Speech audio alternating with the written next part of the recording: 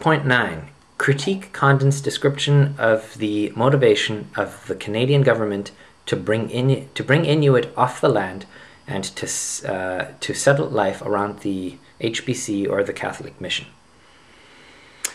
Well, this discussion brings us to an old debate over the cost efficiency of juggling a traditional nomadic hunter-gatherer lifestyle with that of a modern industrialized and highly sedentized lifestyle within one and the same nation.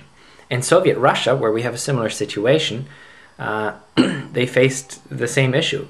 When in the minds of the Soviets, the time had come to educate and modernize the many indigenous peoples of its country. At first, red tents were erected, mobile ideological schools, so to say, that would travel with the families of reindeer herders to educate their children on the go. When the system collapsed for various reasons, children were taken to boarding schools, but parents received regular helicopter service rides to and from their children and into the tundra. I think, what's his name? Freeman mentions that in some of his writings on the circumpolar peoples. Both methods allowed, to differing degrees, the continuation of a mobile lifestyle. When funds ran low, however, helicopter service became scarce, and the cost efficiency of juggling traditional and complex modes of life had failed. In the Canadian North, such sophisticated juggling as that of the early Soviets was never attempted to my knowledge. I know I just recently heard that there were either airplane or helicopter rides or even boat rides for children who lived in residential schools to go and visit their parents in summer. But here in Inuvik, for instance, there was a Catholic residential school and an Anglican hostel, and children from the ISR, as well as Holmen, and some from the Central Arctic actually, Copper Inuit children, were brought here to Inuvik, very far away from their homes, to attend school, and then they were sent back home in the summer. But it took over a month for them to reach home, and over a month for them to come back. So they had to leave. They got home a month late and had to leave a month early to get back to school. So there wasn't much time left for them to be with their parents, at most maybe 4 weeks, while all the other kids within the ISR were able to spend much more time with their parents. So that really never was an ideal system, I don't think.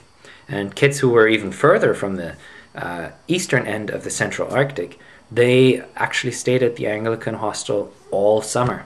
They couldn't go anywhere because I guess the transportation people in charge of the transportation services figured, you know, by the time you hit home, it's time to turn around and go back again, so we're just not going to bother. That's my assumption. Anyways, rather adequate medical care only became available with the introduction of near-complete sedentization here in the Canadian North. In my opinion, this rapid transition also led to many of the difficulties prevalent today, which might have been minimized had a more Soviet approach been attempted and perhaps continued. Today, however, I can clearly see why medical care would be easier to administer when people are in one location. As is, nurses and even dietitians have to be flown to 12 different settlements in the Western Arctic alone in order to look after the well-being of its residents, because there's only one hospital, and it's here in Inuvik. It's the Central Regional Hospital. If all the people from these settlements were nomadically living across the plains of the Western Arctic, one would need an enormous helicopter fleet. But then again, why not, right? Prince George alone has around 100 helicopters in service, and they're being operated by 10 independent helicopter companies. So that's just to service northern BC, which I think is much smaller in comparison. Anyways, why not? I think it might be possible. I haven't done any of the math, obviously, but who knows?